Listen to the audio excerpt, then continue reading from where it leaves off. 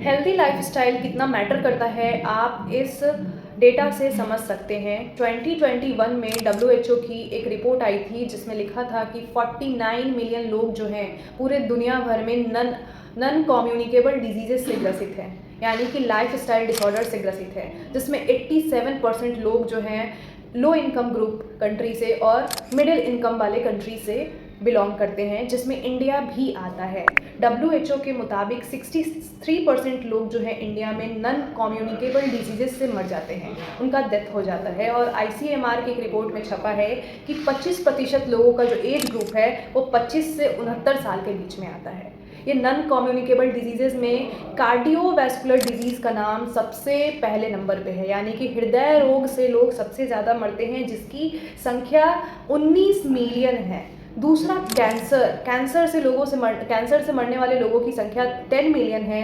और chronic respiratory diseases यानी कि श्वसन तंत्र की होने वाली बीमारियों से मरने वाली लोगों की संख्या 4 मिलियन है। और डायबिटीज़ से होने वाले किडनी प्रॉब्लम से मरने वाले लोगों की संख्या 2 मिलियन है।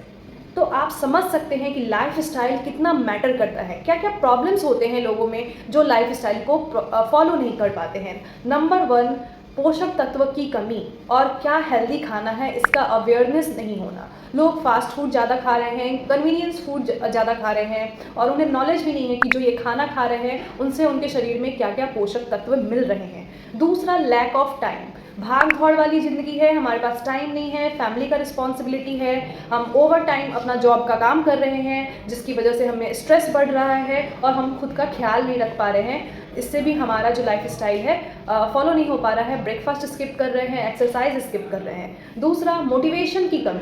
मोटिवेशन ही नहीं है लोगों में। लोगों ने शुरू किया है कि अचानक से एक सुबह उठे और 5 किलोमीटर की दौड़ लगा दी, या फिर शुरुआत में जिम गए और बहुत हेवी बंडल्स उठा लिया। पहले दिन से हमने हेल्दी ईटिंग की शुरुआत की, एक थाली हम लोगों ने सलाद का या फल का सेवन कर लिया। तो ऐसे आपको मोटिवेशन नहीं आएगा, आप तुरंत थक जाएंगे। तो छोटे छोटे गोल्स बनाइए कि आज मैं 10 से 15 मिनट वॉकिंग करूँगा, टाइम पे ब्रेकफास्ट लूँगा। ये छोटे छोटे गोल्स आपको बड़े गोल्स की तरफ लेकर जाएंगे।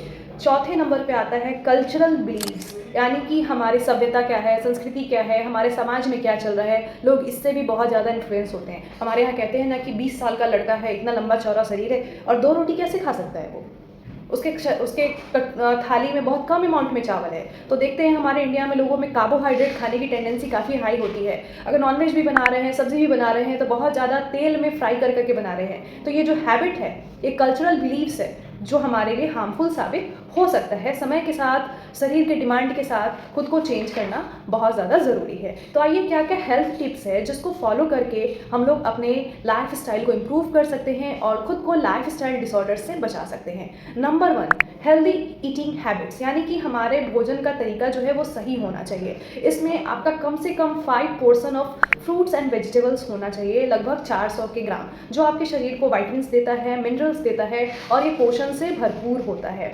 हम लोगों को रोज़ाना अपने डाइट में प्रोटीन को शामिल करना बहुत ज़्यादा ज़रूरी है, जैसे कि दाल हो गया, दूध की बनी हुई चीज़ें हो गई, या फिर नॉनवेज आइटम हो गया, लेकिन नॉनवेज को लिमिटेड अमाउंट में खाना है। हमारे डाइट में तेल की कमी होना बहुत ज़्यादा ज़रूरी है। जीरो ऑयल कुकिंग नहीं करना है, आपको अपने डाइट में कम तेल का इस्तेमाल करना है, हेल्दी तेल का इस्तेमाल करना है, जैसे कि सोयाबीन ऑयल हो गया, ऑलिव ऑयल हो गया, मस्टर्ड ऑयल हो गया, सनफ्लावर ऑयल हो गया। तो इसका आपको इस्तेमाल करना बहुत ज़्यादा ज़रूरी है। आप बटर का इस्तेमाल मत कीजिए, बहुत ज़्यादा घी मत खाइए, थोड़ा सा खा सकते हैं। डालडे से बनी हुई चीज़ मत खाइए, या फिर बहुत ज़्यादा फ्राइड तला भुना हुआ चीज़ या फिर स्नैक्स का इस्तेमाल आपको नहीं करना है।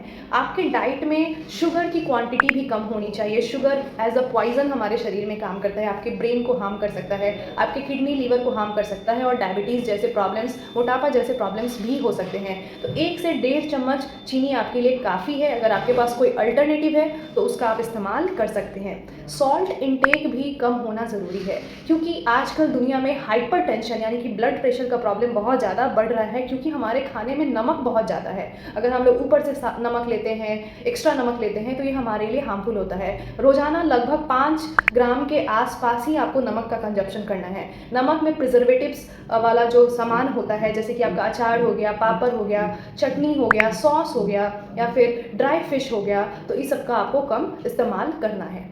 दूसरे नंबर पे आता है स्मोकिंग। स्मोकिंग से भी लोगों में डेथ काफ़ी ज़्यादा बढ़ गया है। इससे आपको क्रोनिक रिस्पायरेटरी डिजीज़ेज़ होती है, यानी कि श्वसन तंत्र से रिलेटेड आपको हेल्थ इश्यूज़ हो सकते हैं, साथ में आप में कैंसर हो सकता है और आपको हार्ट से रिलेटेड प्रॉब्लम भी हो सकता है। तो स्मोकिंग को क्विट करना बहुत ज़्यादा ज़रूरी है। जो लोग सेकेंड हैंड स्मोकर हैं उनमें भी ये प्रॉब्लम्स बढ़ जाते हैं, यानी कि आप उस जगह पे रह रहे हैं जहाँ पे लोग बहुत ज़्यादा स्मोकिंग कर रहे हैं, अगर आप उसके धुएँ के संपर्क में आते हैं तो वो भी आपके लिए उतना ही हार्मफुल है जो पूरी तरीके से स्मोकिंग करते हैं। तो आप नशा मुक्ति केंद्र में जाके अपने नशे को छुड़ा सकते हैं या फिर कोई भी ऐसी मेडिसिन का ट्रीटमेंट ले सकते हैं जो आपको स्मोकिंग छोड़ने में मदद कर सकता है। नंबर 3, एक्टिव रहना बहुत ज़्यादा ज़रूरी है। सेडेंटरी लाइफस्टाइल हमारे लिए बीमारियों का घर है, तो एक्टिव रहिए। सप्ताह में कम से कम 150 मिनट का मॉडरेट वॉकिंग कीजिए, नहीं तो 75 मिनट का विग्रस वॉकिंग करना ज़रूरी है।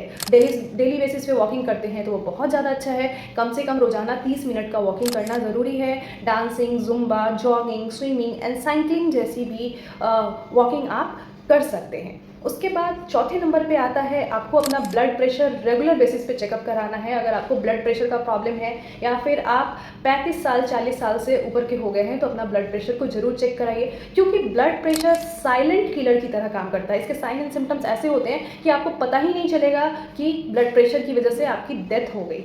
जैसे कि इसमें स्ट्रोक का खतरा बहुत ज़्यादा बढ़ जाता है, हार्ट फेल्योर या हार्ट अटैक का खतरा बहुत ज़्यादा बढ़ जाता है। तो आपको रेगुलर बेसिस पे अपने ब्लड प्रेशर को चेक कराना ज़रूरी है। नंबर 6, हाइजीन एंड सैनिटेशन का ख्याल रखना बहुत ज़्यादा ज़रूरी है। हाथों को क्लीन करके खाइए, घर को, कपड़े को और फूड को एकदम क्लीन रखना बहुत ज़्यादा ज़रूरी है, नहीं तो इससे आप में बैक्टीरियल वायरल इन्फेक्शन हो सकते हैं, लीवर से रिलेटेड प्रॉब्लम हो सकता है, सांस से संबंधित प्रॉब्लम हो सकता है, जिससे आपके हेल्थ पे नेगेटिव इम्पैक्ट पड़ सकता है। 7वें नंबर पे आता है रेगुलर हेल्थ चेकअप। आपको रेगुलर बेसिस पे हेल्थ चेकअप कराना ज़रूरी है। 6 महीने में एक बार अपना रूटीन चेकअप ज़रूर कराइए, या फिर साल में बहुत लोग मंथली भी अपना रूटीन चेकअप कराते हैं। ये कराने से आपको अर्ली समय पे किसी भी बीमारी का पता चल जाता है और आप जल्दी इस बीमारी से छुटकारा पा सकते हैं। नंबर 8, नींद का पूरा होना बहुत ज़्यादा ज़रूरी है।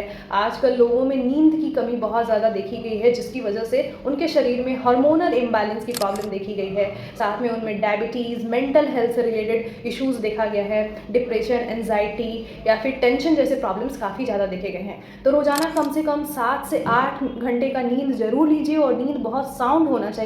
और सोने से पहले 3 घंटे पहले आपको फ़ोन, टीवी का इस्तेमाल नहीं करना है, ताकि आपको जल्दी नींद आ सके। टाइम पे सोइए, टाइम पे उठिए और खुद को हेल्दी रखिए।